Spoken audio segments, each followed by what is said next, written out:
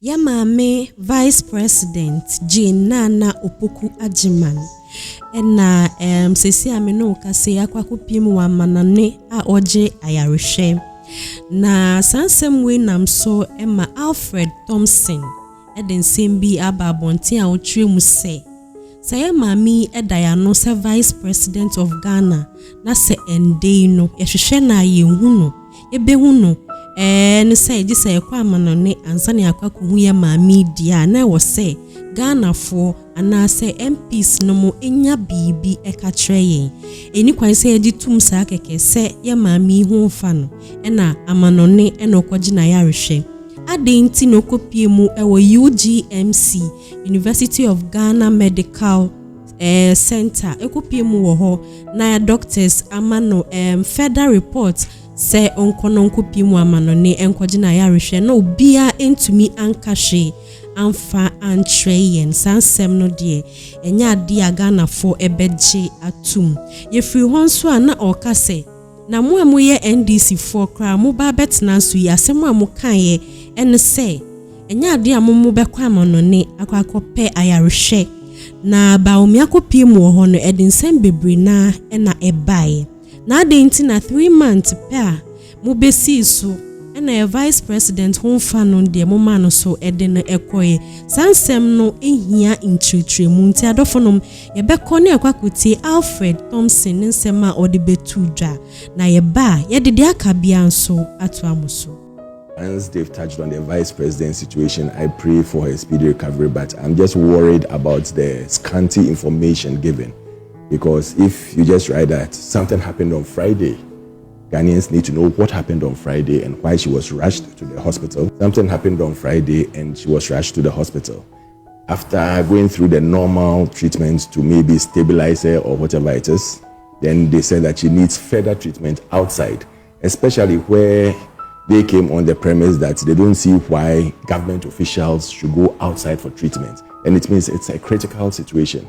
So we need to know what the problem really is. Are you saying they came on the premise that no government official should seek treatment outside? Have you forgotten what Okujetu said? And even the president himself. Okay. So he doesn't see why people should go outside for treatment, especially at that time where in 2017, where Dr. Mahmoud Bawumia had to go outside for treatment. Right. That's the thing that they started saying all across. So in a situation like this, if you are preaching that, we expect you to do that. So if it doesn't happen, and it means the situation is critical, let Ghanaians know what the situation is, because we can't. This is a medical issue, and this is the Vice President of the country. You cannot put the private not telling you, there's no health private. matters of the Vice President. Once you put yourself for a political office, everything about you is no longer private. That is what you have to get straight. Once you put yourself as a political lead, nothing about you. Alfred, hold on for me for a second. Wanda, you were want to say something. Must we play politics with everything? It gets embarrassing sometimes. This is the health of the Vice President. She has a right to her privacy. Excuse me. Please, let's be decorous in the way we analyze some of these issues. The fact that it happened in the past, if you invested in the health sector from 2017 to today, we will be talking about this. You sat aloof, went on the frolic of your own. 111 hospitals you promised to build. How many did you commission when you were leaving your office? Please. I want us to be decorous in some of these our deliberations. All right, so let's move on from this quickly before come back and finish my. When we get into the stories, politics with it. I am telling you as a matter of fact. And we came on the premise that when you hold public office, you need to let the people know what the situation is. If there is a situation, we need to know. They did the same thing some time back. And it caused the nation. Are you requesting? Hold on. Yes, let me. Let's hear this. Don't play politics with the day. You went to 111. Are you saying that because they done it in the past, you said that they requested that? I said that they said he shouldn't go out of the country for this is what I think. This is what I think. Right? Hold on. Stop this. Do very well and understand it, please. Alfred, stop this. Hold on a second. Travel, but when you are traveling, let us know what the situation is. So that's your point. Yes. And I'm saying that it's okay. You've made your point, and I'm saying that I'm tempted to agree with Wanda because this is these are health issues. You can't necessarily say because you're the vice president, you should let us know every detail about your medical issues. It was for nothing. That's Amanda. Yes, I mean, I think with the communique that was issued by the presidency, it was clear that it is the beginning of what they are saying. And they are waiting for further updates, perhaps abroad, in order to do it. And furthermore, I will say this on a personal note. I have known people, for instance, who have left the country, even for like eye conditions. They can get a certain standard of eye care here, but the difference between, for instance, going blind or not, they had to leave the country in order to do so. So we're not going to play politics with, for instance, things like that. And there was nobody that was able to handle that eye care situation in this country, and they got speedy treatment abroad. Therefore, it is not an academic discussion of, you know, because the communique has been issued that medical treatment should be sought inside. The best treatment was sought in Ghana, and even the medicals recommended outside treatment for whatever it is. So let us give them some respect to come back to us as they indicated in the communique. Right, and I just want to add that in as much as we may want to rid ourselves of the influence of the Western world, you cannot debate the fact that they are more advanced in terms of healthcare and infrastructure to provide a certain level of standard than we are. Africa is still playing catch up. And so if you're saying that they said we shouldn't go outside, government officials shouldn't go outside to seek medical attention or medical care, then it means that we should start resourcing the facilities we have here so that when it happens, we don't have to go out. But 3 months in office and recruiting, yeah. I'm saying that, yeah. To let Ghanaians know. Yes, but I'm also saying that, truthfully, what good does it do to you if you know the details? You've been told that she's seeking medical care. Obviously, there's something wrong. But what good does it do to the citizenry if we know what good does it really do us? It's at least it alleviates. Wow. What can you do about it? Okay, so let's go on to myjoyonline.com. Especially when we've seen some before. Right. Look, why should any public officer, politician or senior public officer be allowed to travel out to go and seek healthcare? Do they disrespect those of us who are the medically qualified professionals in this country? Do they disrespect us? If you look at the budget for external medical treatment, why are we not prepared to make sure that there are MRIs in every region, that there are CT scans? Whether you like it or not, health is expensive. And when they go out, they pay through their nose or through their nostrils. So why can't we develop here? Why? If the president is not well and is admitted to UGMC or Kolebu Teaching Hospital, what will happen? There are no competent doctors to look after them. There are. So these are some of the things. And I believe sincerely, if you are appointed as a politician and your children don't go to school in this country, His Excellency the President should ask questions. You want to put a policy on education and your children don't go to school here? No. Why should that be? Everybody's child is outside. And yet, somehow, those of us, you know, our children should be here. My children, I brought my children from the UK. I didn't keep them there. I brought them here to go to school here. They came here, they went to the tail end of primary school, they went to secondary school here, they went to university here. What is wrong with that? And today, I believe that wherever they are, they can conquer the world.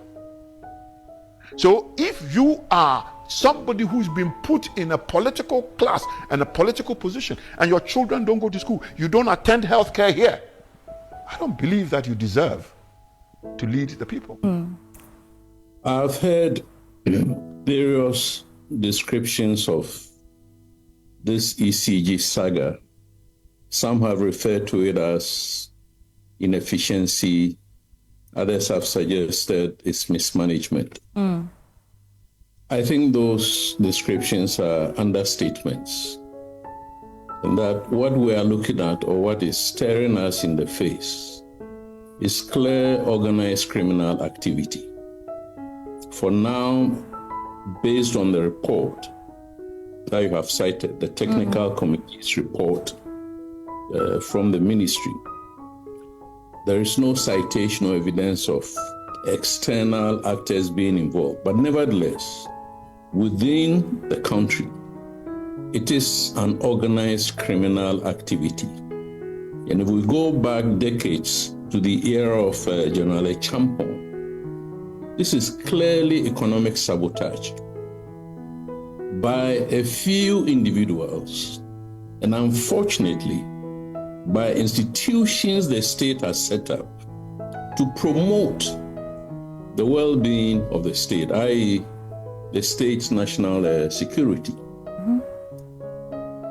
From what you've read, I'll come back to the itemized national security issues, but we're all in this country.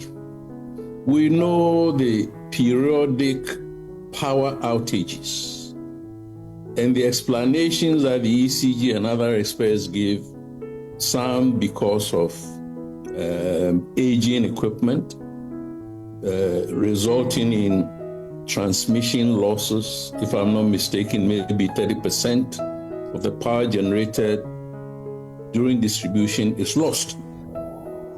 Because those cables and those other materials that we find on our pylons age with time. Every day when the African sun rises, they expand. In the evening, in the night, when the temperature cools down, they contract. And if any one of us has done basic science, expansion, contraction, expansion, contraction, over a period of time will result in degradation. Right. Which is why ECG, being the managers of power distribution, need to import material to replace the aging material. And that is where the problem starts. That by diverting this equipment, by the way, we are not talking about containers. I think that is also another misperception, that everywhere you read containers, they are not containers. They are not empty containers. They are containers filled with ECG equipment, either cables, either meters, or transformers, and probably more items. So those are things that are being diverted, not the metal containers. Okay, and Kenna, we'll get incisive with the issues. But you said there's an organized criminal network. I'm curious to know where, within the ECG or at the port operations? Where is this criminal network? Let me go through the list that I have. Based on the report that all of us are citing, the technical committee's report. First of all, are the CEOs or the managing directors of ECG. And in that report, two of them have been mentioned. The immediate past MD, Dubik Mahama, then my own relation from Asante Achimjo, Kwame Ajimambudu, if I'm not mistaken. Adofonom say kasa kasa adaje ebeboye hanom ena midimu AC ewo sansem we emu trending GSLF so eni ensem de eba wabubo ano a ena yede beba makram.